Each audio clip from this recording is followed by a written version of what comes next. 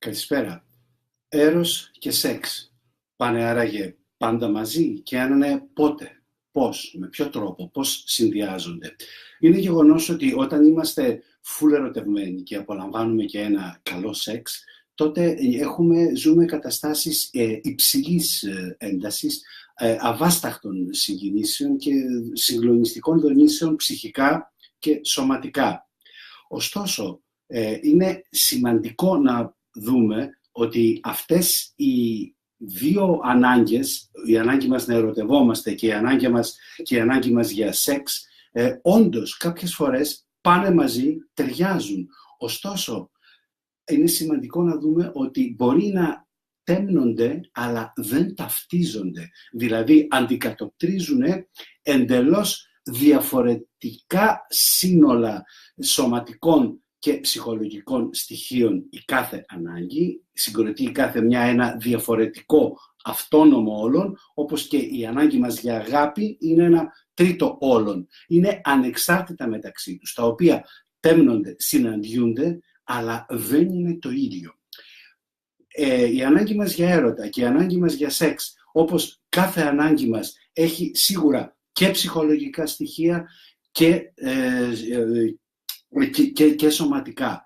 Αυτό είναι σίγουρο ούτως ή άλλως, γιατί αυτό συμβαίνει με οποιαδήποτε ανθρώπινη ανάγκη. Δεν μπορούμε να τα διαχωρίσουμε αυτά. Δεν είναι ότι συμβαίνει στο ένα και απλά αντανακλά στο άλλο. Συμπάρχουν πάντοτε αυτά μαζί. Αφήνουμε την αγάπη κατά μέρος για σήμερα, πιάνουμε λίγο τον έρωτα και το σεξ. Είπαμε ότι δεν τέμνονται, τέμνονται αλλά δεν ταυτίζονται. Παρότι και οι δύο ανάγκες κινούνται και στην ψυχολογική και στη σωματική σφαίρα. Ας πούμε, γύρω στο 1200 παραδείγματος χάρη υπήρχε η λεγόμενη αυλική αγάπη, όπου τα κυριολεκτικά ήταν ο μη σεξουαλικός έρωτας. Ο έρωτας έχει ψυχολογικά στοιχεία πάρα πολύ έντονα, μπορεί να έχει και σωματικά, αλλά όχι όμως υποχρεωτικά το ίδιο έντονα. Πιάνουμε δηλαδή ουσιαστικά τα δύο άκρα.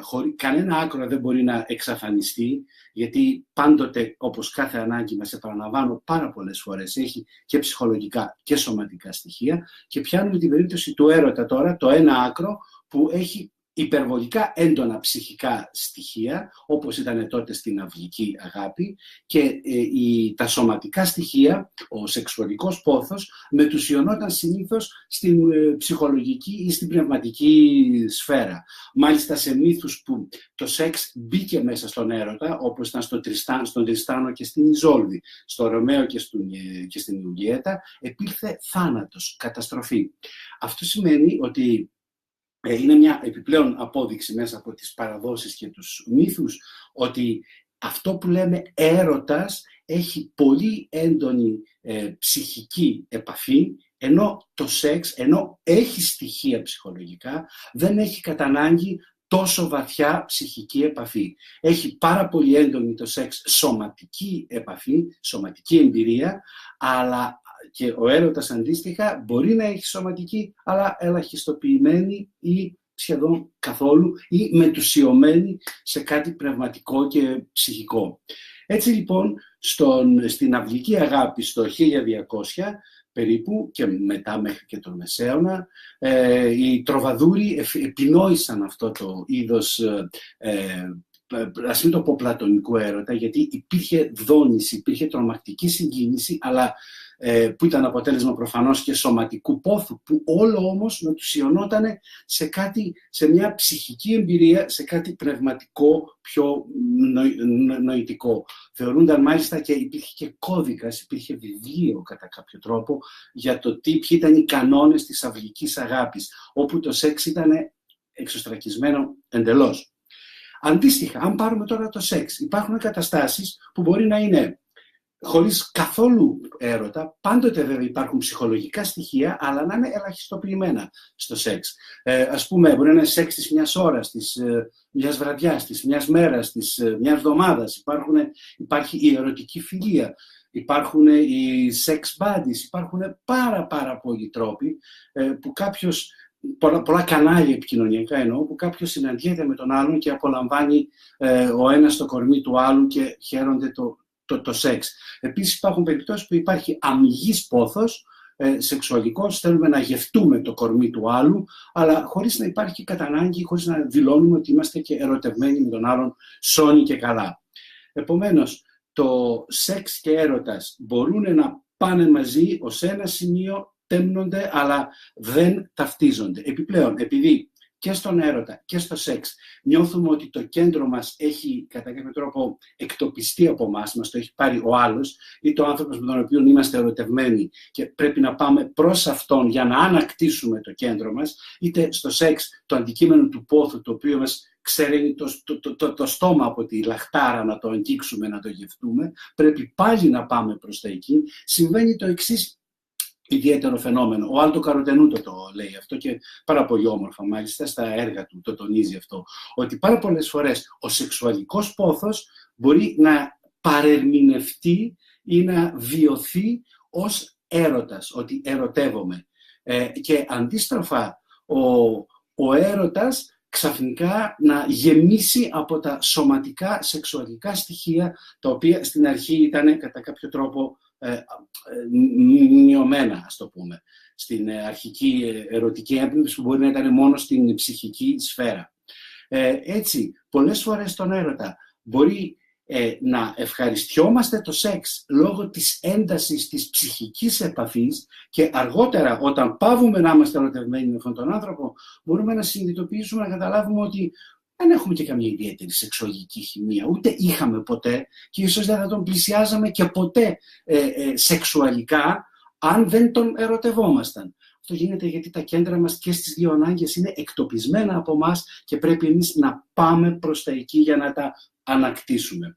Αντίστροφα, στο σεξ, πάρα πολλές φορές νιώθουμε ότι ερωτευόμαστε το αντικείμενο του πόθου μας, αλλά στην πραγματικότητα μπορεί να είναι ένας σκέτος πόθος, ο οποίος να ντύνεται με όλα τα άλλα στοιχεία. Ας πούμε, ένας λόγος που μπορεί να συμβαίνει αυτό είναι επίσης οι διάφορες ενδοβολές, οι διάφοροι κανόνες, οι κοινωνικοί που έχουμε ανακτήσει, ότι είναι πάρα πολύ κακό και απαγορευμένο να ποθούμε κάποιον σωματικά χωρίς να έχουμε και κάτι συναισθηματικό ή να δηλώνουμε ότι δονούμαστε από λαχτάρα για κάποιον άλλον χωρίς να συγκλονιζόμαστε ταυτοχρόνως από έρωτα. Παίζουν πάρα πολλά. Εν πάση περιπτώσει, το θέμα είναι ότι μπορεί να είναι στα δύο άκρα.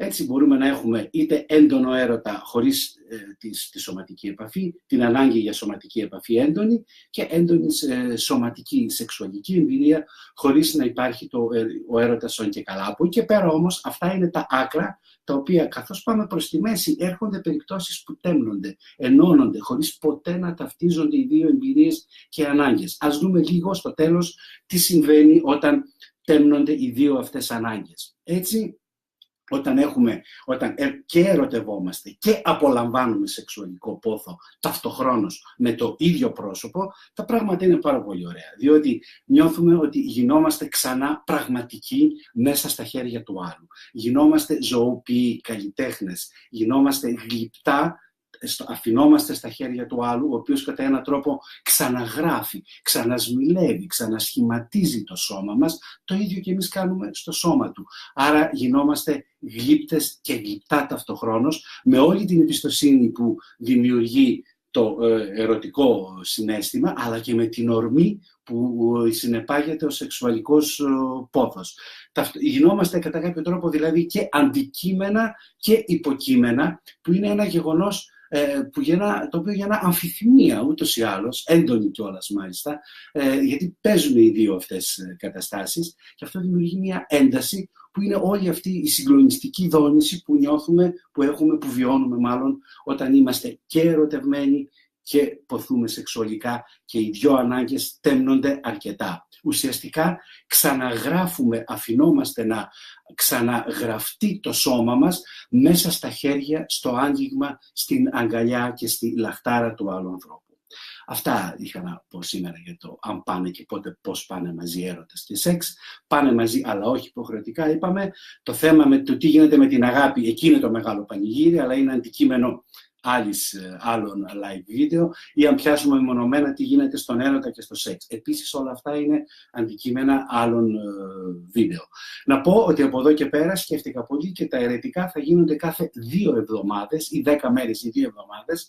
Θα ανακοινώνω στη σελίδα μου το πότε θα γίνονται, γιατί δεν θέλω να αναλώσουν τα ίδια τον εαυτό τους, παρότι είμαι ευγνώμων σε όλους εσάς που τα στηρίζετε τόσο πολύ, τα προωθείτε, τέλος πάντων, και μου δίνετε και την έμπνευση και την όρεξη να τα συνεχίσω. Αλλά προτιμώ να τα κρατήσω για το καλοκαίρι τουλάχιστον κάπως πιο αραιά, ανά 10 ή 15 μέρες. Επίσης, αν θέλετε να δείτε τα live βίντεο εκτός Facebook ή να τα συστήσετε, προσπαθώ όσο μπορώ να εξαρτητοποιηθώ από το Facebook σε αυτό το κομμάτι.